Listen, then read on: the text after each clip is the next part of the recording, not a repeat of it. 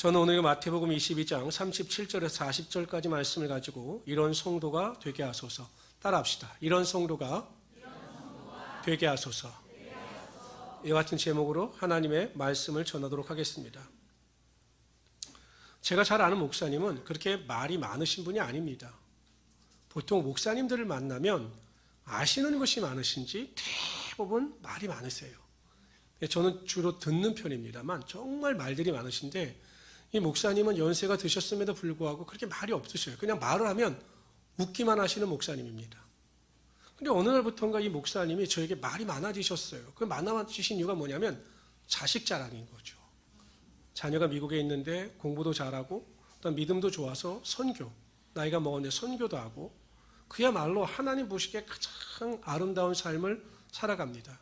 이 목사님은 너무 기분이 좋으신지 그냥 저만 보면 사진도 보여주고 모바일 사진을 통해서 막 아들을 자랑하는 거예요. 그럼 얼굴을 보면 그렇게 행복해 보일 수가 없었습니다. 그러다 제가 문득 이런 생각을 했습니다. 만약에 그 아들이 자랑스럽지 않았더라면, 아들이 매일 속을 썩이고 나를 힘들게 했더라면 과연 그 목사님께서 그 아들을 나에게 자랑하셨겠는가? 여러분 그거 아십니까? 하나님도 하나님의 마음에 합한 자가 있으시면 그 사람을 자랑하기를 원하시고 자랑하기를 기뻐하셔요. 대표적인 예가 여러분 욥입니다. 욥기에 보면, 이 욥기에서는 창세기와 비슷한 시기에 기록되어졌거든요. 욥기에 보면 사단이 하나님 앞에 나와 복을 합니다. 하나님, 제가 땅을 돌아다니고 살피다가 왔습니다. 이렇게 복을 합니다. 그랬더니 하나님께서 갑자기 뜬금없이 욥을 말씀하셔요. 그래? 네가 사방을 돌아다니다 왔다면 욥에 대해서 알겠구나. 욥은 온전하고 정직하며 하나님을 경외하여 죄악에서 떠난 자가 그와 같은 자가 없다. 이렇게 욥을 칭찬하십니다. 얼마나 욥을 사랑스럽고 자랑스럽게 여기셨으면 그 사단의 이야기를 듣자마자 욥을 자랑하셨을까요? 한번 우리 자신을 냉정히 뒤돌아보시길 바랍니다. 여러분들은 하나님께 대하여 자랑거리가 되십니까? 내 신앙을 생각할 때, 내 삶을 생각할 때 정말 나는 하나님의 자랑이다 라고 생각하십니까? 아니면 나는 정말 하나님께 근심거리가 되고 있는 것은 아닐까? 어떻습니까? 여러분들은 하나님의 자랑거리가 된다고 생각하십니까? 하나님의 근심거리가 되신다고 생각하십니까? 여러분들은 하나님의 기쁨이 되신다고 생각을 하십니까? 아니면 하나님의 슬픔이 되신다고 생각을 하십니까? 제가 지금 당장 답을 요구하지는 않겠습니다. 한번 냉정하게 자기 자신을 뒤돌아보시기를 바랍니다. 사도 바울이 그 로마서에 보면 그 로마서 1장에서 이런 것을 밝히고 있어요. 그것이 무엇이냐면 그 로마 교회의 믿음이 많은 사람들에게 전파된 것에 대하여 하나님께 감사합니다. 로마 교회는 사도 바울과 관련이 없는 교회거든요. 그러나 하나님의 교회이기 때문에 로마 사람의 믿음이나 로마 교회의 신앙의 성숙함이 많은 사람들에게 칭찬하는 것에 대하여 사도 바울이 감사하다라고 고백합니다. 그러면서 또 뭐라고 이야기하냐면, 그렇기 때문에 내가 로마 교회를 위하여 항상 깨어서 기도하고 있다. 성도들을 위해서 내가 항상 깨어 기도하고 있다. 이렇게 선포합니다. 제가 새벽마다 또한 틈날 때마다 하나님께 드리는 기도가 있습니다. 그 기도가 무엇이냐면, 하나님, 행복한 우리 순복음교회에 들어오는 모든 성도님들 한 분 한 분이 하나님께 인정받는 자들이 되게 하시고 하나님의 기쁨이 되는 자들이 되게 하시고 하나님의 영광을 드러내는 자들이 되게 하여 주십시오라고 기도합니다. 뿐만 아니라 하나님, 그러한 성도들이 하나님께 인정받고 하나님의 기쁨을 받을 뿐만 아니라 세상에서도 인정받고 높아지며 교회 안에서 성도로서 존중받고 존경받을 수 있는 그런 성도들이 되게 하여 주십시오라고 제가 매일 새벽마다 기도하고 있습니다. 그래서 저는 오늘 시간 정말 하나님께 인정받는 성도, 하나님의 말씀에 합당한 성도, 그리고 교회에 합당한 성도가 되기 위해서 우리가 어떠한 믿음을 가지고 어떠한 실천을 해 나갈 것인가에 대하여 살펴보며 함께 은혜를 나누고자 합니다. 첫 번째로 하나님과 교회에 합당한 성도가 되기 위해서는 오늘 본문 말씀에 나오듯이 가장 먼저 하나님을 사랑해야 합니다. 근데 오늘 본문에는 하나님을 사랑하는 가이드라인을 제시해 주셨어요. 그냥 막연하게 하나님을 사랑하라, 이게 아니에요. 어떻게 하나님을 사랑할 것인가를 가이드라인을 제시해 주셨는데 마음을 다하고 목숨을 다하고 뜻을 다하여 주 너의 하나님을 사랑하라. 이렇게 명령하셨습니다. 근데 여러분 다른 거 다 제껴놓고요. 한 가지만 기억하면 됩니다. 하나님을 사랑하되 어떻게 사랑해야 하는가?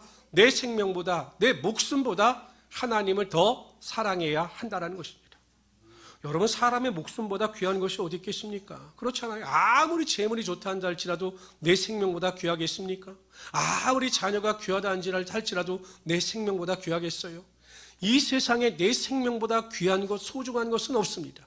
그러나 하나님은 내 생명을 하나님을 위하여 드릴 정도로 하나님을 뜨겁게 사랑해야 한다라고 말씀하고 있는 것이죠. 성경에도 보면 하나님을 세상의 그 무엇보다 혹은 하나님을 자신의 생명보다 더 사랑했던 자들의 삶 가운데 하나님의 놀라운 축복이 임하게 됨을 봅니다. 아브라함을 보십시오. 100세 얻은 아들 그 이삭을 하나님께서 번제로 드리라고 하니 이삭보다 하나님을 더 사랑했기 때문에 그 아들을 번제로 드리려고 결단합니다. 그러나 주의 사자가 나타나서 그것을 막으시고 여호와 이레의 하나님이 되시며 복의 근원이 되는 축복이 아브라함의 삶 가운데 임하게 하여 주셨던 것입니다. 사드락과 메삭과 아벳느고는 그 느부갓네살 왕이 세운 금신상 앞에 절하기만 하면, 요즘 말로 직장에서 술 한 잔만 하기만 하면 높아질 수가 있었습니다. 그러나 하나님을 자신의 생명보다도 더 사랑했기 때문에 하나님께서 원치 않으신 일을 할 수가 없었던 거죠. 그래서 자신의 생명을 바쳐 풀무불에 들어갑니다. 하나님께서 그를 구원하여 주셨고 그들을 이전보다 더 높여 주셨습니다. 다니엘은 어떻습니까?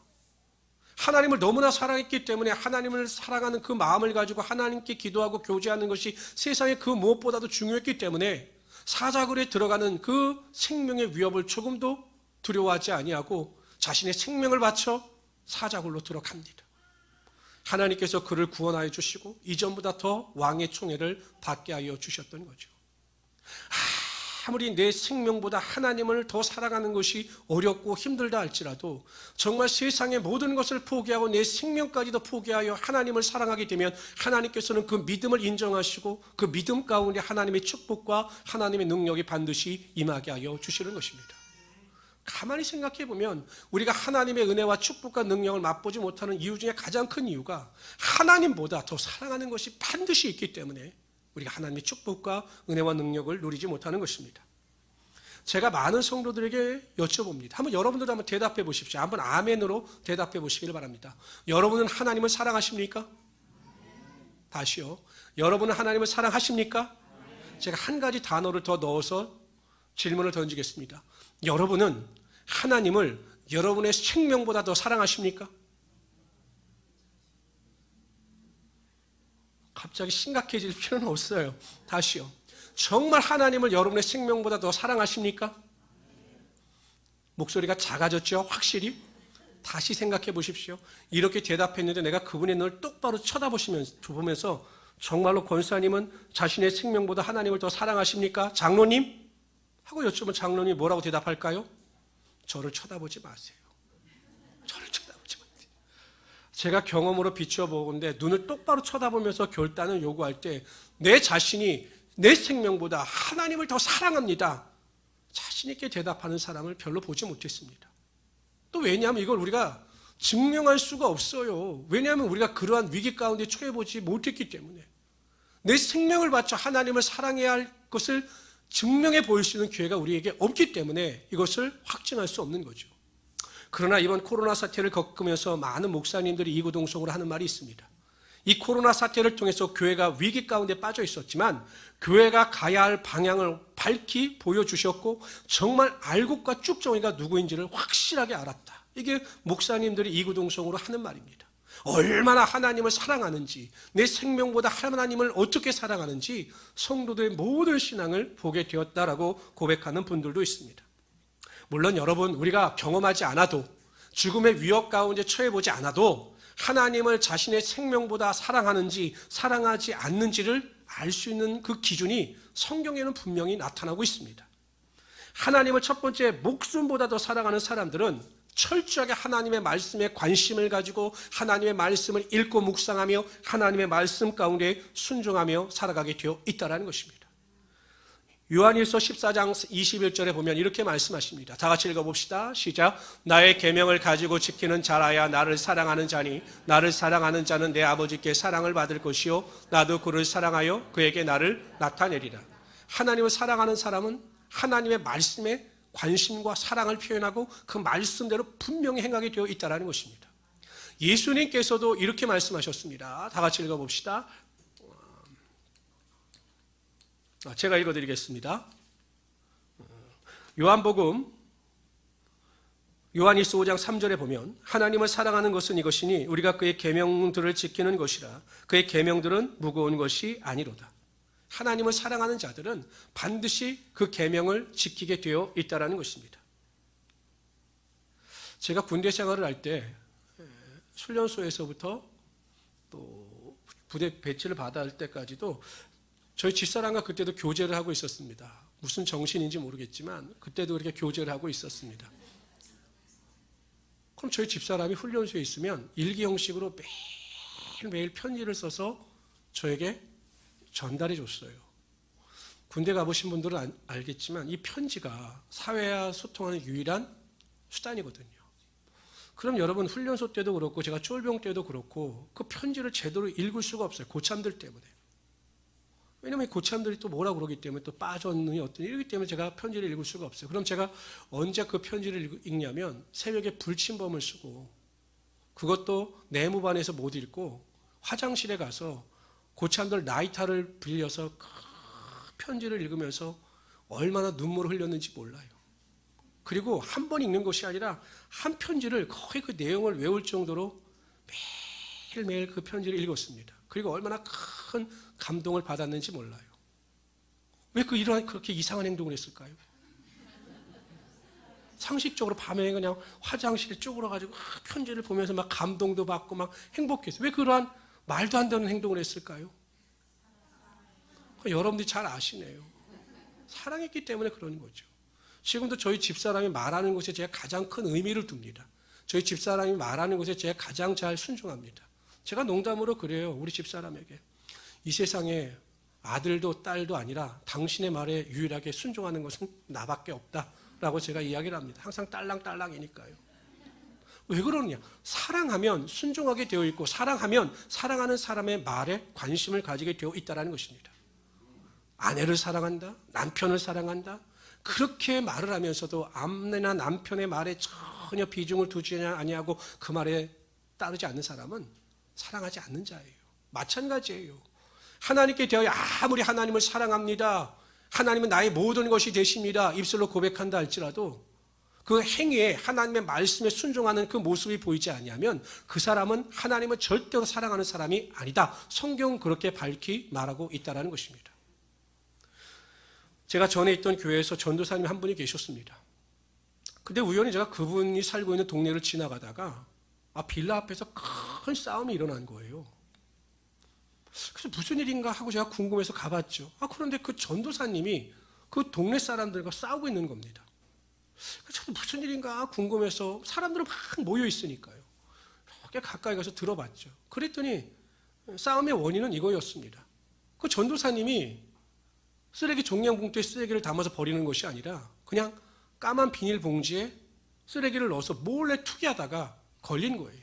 그것도 한두 번이 아니라 여러 번 하다가 그 반장인가 통장이 하는 사람이 아주 별로고 있다고 그걸 잡은 거예요. 그럼 여러분 잘못했다고 내가 몰라서 그랬다고 앞으로는 그러지 않겠다고 하는 것이 당연한 일이 아니겠습니까? 믿지 않는 사람들도 그렇게 말할 겁니다. 근데 알고 보니까 이 전도사님은 막 그것에 대해서 아니라고 우기면서 막 육두문자를 써가면서 그분하고 싸우고 있는 겁니다. 그래 사람들이 말하는 거 보니까 그분이 전도사인 걸 주변 사람들이 다 알고 있어요. 제가 얼마나 낯이 뜨거웠는지 모릅니다.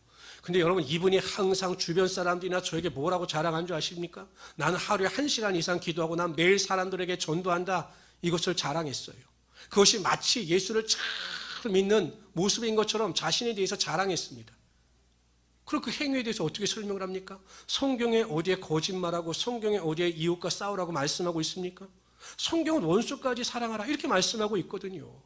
그러면 그 하나님을 사랑한다, 그래서 내가 기도한다, 그래서 열심히 전도한다, 이 말은 참말이 아니라 거짓말일 수밖에 없는 것입니다. 내가 아무리 하나님을 사랑한다라고 말하면서 2시간, 3시간 기도하고 전도하고 열심을 낸다 할지라도 그 삶에 하나님의 말씀에 대한 관심과 열매가 없다면 성경은 그 사람은 하나님을 사랑하는 사람이 아니다, 이렇게 말씀하고 있는 것이죠. 저는 우리 모든 성도님들이 매일 깨어서 하나님을 사랑하는 마음을 가지고 하나님의 말씀을 읽고 묵상하고 그 가운데로 지키며 행하기를 힘쓰는 우리 귀한 성도들이 되시기를 주님의 이름으로 축원합니다.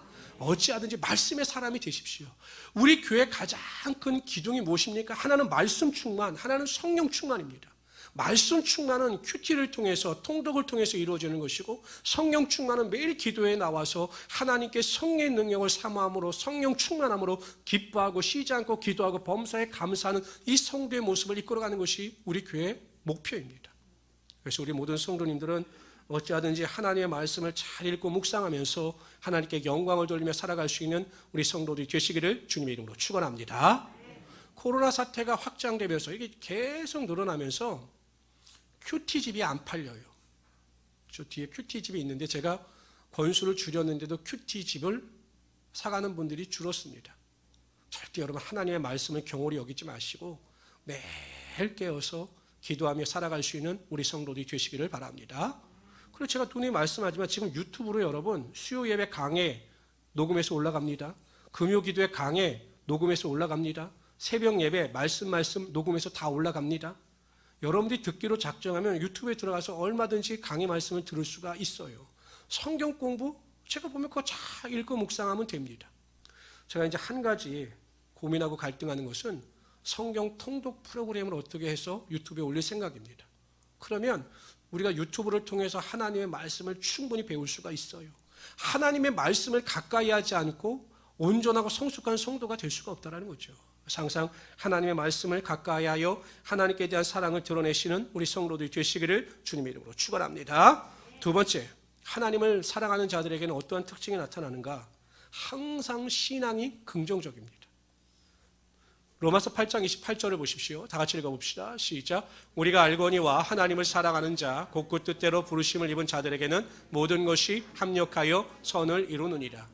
하나님을 사랑하는 자들에게는 모든 것이 합력하여 선을 이뤄요. 그렇기 때문에 하나님을 사랑하는 자들은 자신의 삶의 모든 것이 잘 될 것을 믿고 긍정적이고 소망적인 믿음을 가지고 살아가게 되어 있다는 것입니다. 여러분, 저희 아들이 어렸을 때 같은 경우는 책상 같은 데 뛰어내릴 때 제가 이렇게 손을 벌리고 있으면 그냥 그 높은 곳에서 겁이 많은데도 뛰어내려서 제 품에 안겨요. 그게 무엇입니까? 그 뛰어내린 이유가 무엇이라고 생각하십니까? 우리 아버지가 뛰어내리면 나를 맞는다. 아버지를 사랑하니까 아버지를 신뢰하는 거예요. 그리고 그 마음속에 저 인간이 내가 뛰어내리면 피할 수도 있겠는데 이 생각하면 못 뛰어내리죠. 사랑하니까 신뢰하는 것이고 신뢰하니까 맡기는 것입니다. 여러분이 하나님을 절대적으로 사랑하면 하나님을 신뢰하게 되어 있어요. 내가 사랑하는 하나님께서 나의 삶의 모든 것을 책임져 주시고 지금까지 그래 오셨던 것처럼 앞으로도 내 인생 가운데 하나님의 은혜와 능력이 임하게 해 주신다. 그런 믿음이 있기 때문에 항상 긍정적이고 소망적인 믿음을 가지고 살아가게 되어 있는 것입니다. 자꾸 뒤를 돌아보시면서 부정적인 말과 부정적인 생각을 하지 마십시오. 우리에게는 미래만 있을 뿐이에요.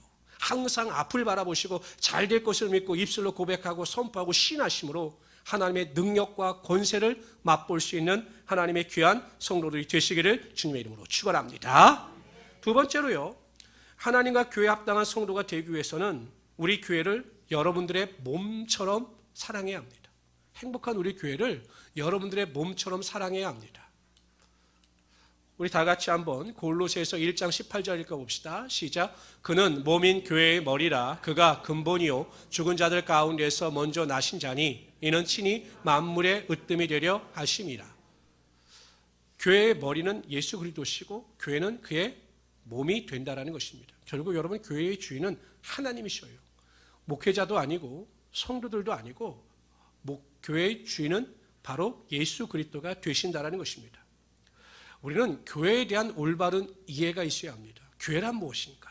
란 올바른 이해가 있어야 우리의 삶이 올바른 방향으로 나갈 수가 있어요. 교회에 대해서 헬라어로 에클레시아 이렇게 표현합니다. 에클레시아. 그런데 이 에클레시아라고 하는 단어는 원래 에크라고 하는 접두어 전치사와 클레시아라고 하는 단어가 합성이 된 것입니다. 그냥 칼레시아. 그런데 여기서 합성된 칼레시아의 원래 원형은 칼레오입니다. 칼레오. 이 칼레오라고 하는 그 동사의 뜻이 뭐냐면 부르다라는 의미예요. 부르다. 에크는 바깥이다. 이런 의미예요. 바깥. 그러니까 이 에클레시아라고 하는 의미는 무엇이냐면 바깥으로 불러냄을 받은 자들. 이게 에클레시아의 의미입니다. 그러니까 성도뿐만 아니라 교회는 무엇이냐? 세상으로부터 불러냄을 받은 자들이 교회예요. 교회.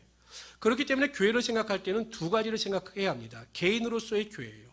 여러분들 한 사람 한 사람이 하나님께로 부르심을 입어 구원을 얻은 자들이기 때문에 여러분들 한 사람이 교회예요. 그러니까 나는 교회입니다. 예를 들어서 우리 장로님이 계시면 우리 장로님 한 분이 교회가 될 수가 있는 것입니다. 이것이 개인으로서의 교회예요. 뿐만 아니라 공동체로서의 교회가 있습니다. 개인 한 사람 교회 하나가 모인 이 공동체. 오순절날 마가의 다락방에 성령의 능력이 임했을 때 가장 먼저 탄생한 것이 공동체로서의 교회였죠. 이 공동체로서의 교회가 가지는 역할은 무엇이냐? 개인의 교회가 할 수 없는 일들을 공동체의 교회가 행할 수 있다는 것입니다. 예를 들어서 교회의 기능 중에 가장 중요한 것이 코이노니아입니다. 교회 기능을 이야기할 때 전도, 말씀, 가르침 이야기하지만 이 코이노니아, 교제도 굉장히 중요한데 개인으로서의 교회는 이 교제라고 하는 원활한 소통이 이루어지지 않지만 공동체로 가는 이 교회 안에서 교제를 통해서 우리가 힘을 얻고 때로는 위로를 받음으로 말미암아 온전한 교회로서의 본을 가지고 살아갈 수 있게 된다는 거죠. 그런데 여러분 중요한 것이 있습니다. 이 공동체로서의 교회, 여러분들 개인의 한 사람의 교회가 모여서 공동체로서의 교회를 이룰 때 가장 중요한 것이 무엇이냐면 성도들 한 사람 한 사람이 같은 마음, 같은 생각, 같은 말을 할 수 있어야 한다는 것입니다. 동상이몽이라는 말이 있어요. 같은 침대를 쓰지만 서로 다른 생각을 한다는 거예요. 그러니까 교회 안에서도 여러분 성도들과 직분자들과 목사가 동상이몽이 되면 교회는 분열되고 다툼이 일어나게 되어 있습니다. 제가 여러 번 말씀드렸잖아요. 어느 교회가 다툼이 일어나서 분열이 됐는데 그 원인이 무엇이냐? 양쪽에 빔 프로젝트를 설치하고 이제 새로운 성전에 입당하는데 빔 프로젝트를 하나 설치하느냐, 두 개 설치하느냐 이것 때문에 싸움이 나가지고 교회가 분열되는 경우도 있었습니다. 그러니까 동상이몽의 생각을 가지고 있으면 항상 교회는 분열되고 교회는 부흥을 할 수가 없는 것입니다. 저는 우리 모든 성도님들이 항상 교회에 대한 주인의식을 가지십시오. 이 교회의 머리 주인은 원주인은 예수님이시지만 내가 속한 이 교회 공동체에 내가 한 개인의 교회로서 행복한 우리 순복음교회 주인이다 라는 생각을 가지고 주인의식을 가질 때 이 교회를 통해서 하나님께서 역사하시고 하나됨을 통해서 하나님께서 하나님의 뜻을 반드시 이루어 가신다라는 것입니다. 한번 여러분 생각해 보십시오. 제가 우리 집이 있습니다. 제 명의로 된 제 집이 있어요. 근데 우리 집사람하고 제가 싸움을 했습니다. 그런데 기분이 너무 나빠요. 에이씨, 내가 더 이상 우리 집엔 안 살아 하고 옆집에 들어가서 옆집에서 살겠다라고 하면 사람들이 그것을 얼마나 우습게 생각하겠습니까? 집의 주인은 절대로 집을 떠나가지 않습니다. 교회에서 갈등이 일어나고 또 여러 가지 어려움이 일어나면 성도들이 가장 먼저 선택하는 그 선택이 무엇이냐면 교회를 떠나겠다라는 거예요. 교회를 떠나겠다. 근데 주인은 교회를 안 떠나거든요. 내가 이 교회 주인이다. 이런 사람은 안 떠나요. 그러니까 나는 항상 교회를 참석할 때 선수가 아니라 관중으로 있었기 때문에 성도들이 문제가 생기면 그냥 교회를 떠나가는 겁니다. 이번에 큰 교회 목사님들이 무슨 충격을 받았냐면 코로나 사태가 딱 터지니까 예배를 정식적으로 열었는데 거의 3분의 1이 안 나오더라는 거예요, 교회에. 그럼 그 사람들은 누구였냐면 선수가 아니라 관중이었던 거죠. 교회에 대한 주인의식이 없었던 자들입니다. 너무 충격을 받으신 거죠. 저희 교회는 그런 일이 거의 없었으니까요.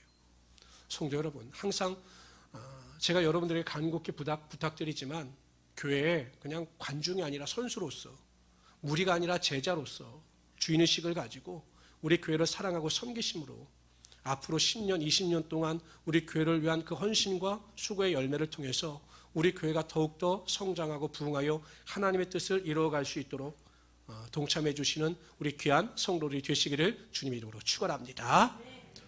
제가 30년, 40년 목회한 목사님들을 만나면 성도들에 대한 내성이 있어요. 이게 무엇이냐면 하도 성도들이 떠나가고 성도들로 인하여 많은 고통을 당해보니 성도들에 대한 방어벽이 있어요. 그래서 성도들을 가까이 안 하려고 해요. 방어 기제를 딱 합니다. 성도들이 가까이 오면 목사님이 상처받을까 봐 방어를 딱 취하셔요. 너무 많은 상처를 받았기 때문에, 성도들이 떠나가면서 너무 많은 상처를 받았기 때문에 이제 사랑도 안 준다는 거예요. 내가 목회자로서의 정도만 할 뿐이지 그 한계를 뛰어넘는 사랑을 주기가 힘들다라는 거예요. 목회자도 상처를 받는다라는 거죠. 저도 여러분 성도 한 분이 떠나간다고 하면 거의 일주일 잠을 못 자요. 가슴이 너무 아프니까요. 뭐 떠나간 분들은 항상 기도하죠. 전 축복해하면서 보내드리니까. 그렇지만 항상 저는 기도할 때마다 하나님 우리 교회 주인이 늘어나게 해주십시오. 아무리 관중이 많아봤자 교회는 하나님의 뜻을 이루어가지 못합니다. 구원하는 자들의 수를 더하게 하시나 우리 교회 주인이 많아지게 하시고 교회를 사랑하고 섬기는 자들이 많아지게 하여 주셔서 이 교회를 통해서 하나님이 주신 사명을 감당케 하시고 하나님의 뜻을 이루어가게 하여 주십시오라고 기도합니다. 지금까지 9년보다도 앞으로 10년, 20년 동안 항상 우리 교회를 사랑하고 섬기는 마음을 가지고 최선을 다하셔서 우리 교회가 하나님의 뜻대로 바로 설 수 있도록, 또한 하나님의 마음에 합당한 교회가 될 수 있도록 최선을 다해 주시는 우리 성도들이 되시기를 주님의 이름으로 축원합니다. 세 번째로 하나님과 교회 합당한 성도가 되기 위해서는 이웃과 형제를 내 몸과 같이 사랑해야 합니다. 근데 여러분 한번 여쭤봅시다. 이웃을 내 몸과 같이 사랑하라 이렇게 명령하신 그 명령의 유익이 상대방을 위한 것일까요? 나를 위한 것일까요? 상대방이요. 우리 하경 형제는 항상 재밌어요. 하여튼 그래요.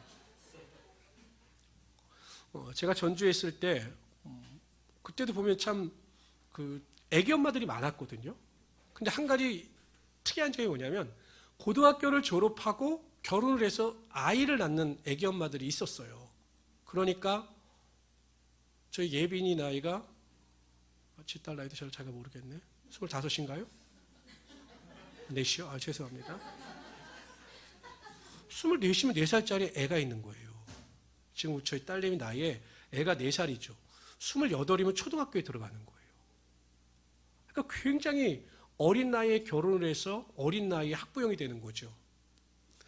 그러니까 저는 참 그게 신기했어요. 그런데 여러분 참 놀라운 사실은 나이가 25, 26밖에 되지 않았는데 그들의 인생의 깊이가 40대, 50대 구역장님들과 별 차이가 없더라는 거죠. 그만큼 인생이 성숙되어져 있었습니다. 제가 이렇게 이야기를 해보면 굉장히 성숙되어져 있었어요. 그 이유가 무엇일까 저는 곰곰이 생각해보다 내린 결론은 육아예요. 육아. 지금도 보면 우리 유라도 그렇고 우리 다미도 그렇고 저는 아기 엄마들이 얼마나 힘든지 알아요. 보면 아기 아빠들도 굉장히 힘들어요. 그렇죠, 병관 형제님? 네, 많이 힘들어요. 근데 여러분 이게 피할 수가 없거든요. 육아라고 하는 것은 피할 수가 없어요. 내가 자고 싶다고 해서 편히 잘 수 있는 것도 아니고 내가 놀고 싶다고 해서 내 자유시간을 가질 수 있는 것도 아니에요. 모든 초점이 포커스가 아이에게 맞춰 있어요. 그러면 부모는 그 아이를 위해서 희생하는 겁니다. 사랑함으로 희생하는 거죠. 놀라운 사실은 자녀를 위해서 희생하면 어느 순간 그 사람이 성숙되어져 있는 엄마와 아내의 모습으로 자리를 잡고 있다는 것입니다. 하나님께서 우리를 향해서 네 이웃을 내 몸과 같이 사랑하라 라고 명령하셨어요. 그래서 우리는 노력합니다. 그럼에도 불구하고 나를 괴롭히는 자, 나를 핍박하는 자를 위하여 기도하면서 하나님 그를 사랑할 수 있게 해달라고 우리가 눈물 흘리며 하나님 앞에 나아갑니다. 그러면 그러한 순간이 쌓여서 어느 순간 나를 뒤돌아보면 하나님께서 부어주신 은혜 가운데 성숙의 열매가 나타나고 있다는 것이죠. 그래서 원수를 내 몸과 같이 사랑하라, 내 이웃을 내 몸과 같이 사랑하라, 이러한 명령은 타인을 위한 명령이 아니라 바로 저와 여러분들을 위한 하나님의 명령이 되더라는 것이죠. 성도 여러분, 정말로 힘들어요. 왜냐하면 인간은 너무 이기적이기 때문에. 인간은 태어날 때부터 이타적인 존재가 아니라 이기적인 존재예요. 항상 자기를 먼저 살아가게 되어 있어요. 근데 남을 사랑하고 원수를 사랑한다라고 하는 이타적인 것은 나를 쳐서 복종하지 아니하면 아니 되거든요. 그러나 하나님께서는 그걸 원하시는 겁니다. 너를 쳐라, 나를 사랑하니 내 말에 복종해라. 그래서 이웃을 네 몸과 같이 사랑하라. 그럼 내가 네 믿음을 합당하게 여기며 네 삶에 내 은혜와 능력이 임하게 하여 주시겠다라고 약속하고 있는 것입니다. 다른 것은 다 다 몰라도 여러분 정말 교회 안에서 마음에 들지 않거나 힘이 들더라도 다른 사람을 내 몸과 같이 사랑하라고 노력하시고 직장에서도 사업장 가운데서도 그러한 마음을 가지고 믿음을 가지고 승리하심으로 하나님께 인정받는 믿음, 하나님께 축복받는 믿음이 여러분 삶 가운데 있으시기를 주님의 이름으로 축원합니다. 2011년 6월 12일 토요일 날 오후 2시에 저희 교회가 비산동에서 창립이 되었습니다. 그때는 모든 것이 막막했죠. 한 달 뒤를 월세를 장담할 수가 없었으니까요. 그러나 하나님께서 교회를 세워주시고 하나님께서 이끌으신다라고는 확신이 있었기 때문에 저는 염려하지 않았습니다. 그래서 9년 동안 하나님께서 지켜보아하시며 또한 이 좋은 성전도 허락하여 주셨습니다. 앞으로도 마찬가지일 겁니다. 하나님께서 이 교회의 주인이 되심을 인정하고 하나님 말씀에 순종한다면 하나님께서 더 많은 자들을 보내주시고 이 교회를 통해서 하나님의 사명을 이끌어가게 하실 것입니다. 그런데 제가 성도들을 향한 기도, 마음의 소원은 무엇이냐? 정말 우리 교회에 들어오는 자들마다 예배하는 자들 한 사람 한 사람마다 낙오되지 아니하고 온전히 하나님 나라에 들어갈 뿐만 아니라 그들의 믿음이 하나님께로 인정받아 하나님 나라의 상급을 쌓는 자들이 되기를 원하는 것이 저의 소원이라는 것입니다. 교회가 부흥하고 교회가 크게 이런 것도 중요하겠지만 정말 들어오는 한 영혼이 그리스도 예수 안에서 예배를 통해서 말씀을 통해서 교제를 통해서 위로와 소망을 얻고 변화를 체험하여 하나님의 제자로서 온전히 살아가는 것이 제가 아침마다 주님 앞에 나와 기도하는 기도의 핵심이라는 것이에요. 성도 여러분, 이 세상에 어떠한 것보다 중요한 것은 하나님께서 여러분들을 하나님의 성도로 인정하며 하나님께서 여러분들을 칭찬하시는 것입니다. 자랑거리가 되십시오. 정말 나는 하나님의 자랑거리다. 이렇게 자부할 수 있도록 하나님 보시기에 합당한 성도의 삶을 살아가시길 바랍니다. 그러기 위해서 세상의 그 어떤 것보다도 나의 생명마저도 하나님께 드릴 수 있는 그러한 사랑을 소유하십시오. 하나님 말씀에 온전히 순종하고 항상 믿음 안에서 긍정적인 태도를 가지고 살아가시길 바랍니다. 두 번째, 교회를 사랑하십시오. 행복한 우리 순복음교회가 나의 교회다. 나는 이 교회의 주인이다. 이 교회를 통해서 하나님의 역사가 이루실 때까지 나는 최선을 다할 것이다 라고 하는 주인의식을 가지고 살아가시길 바랍니다. 세 번째, 이웃을 내 몸과 같이 사랑하시되 가장 먼저 우리 서로 성도들을 위하여 이 성도들을 내 몸과 같이 사랑하심으로 하나님의 영광과 기쁨이 되시는 우리 귀한 성도들이 되시기를 주님의 이름으로 축원합니다.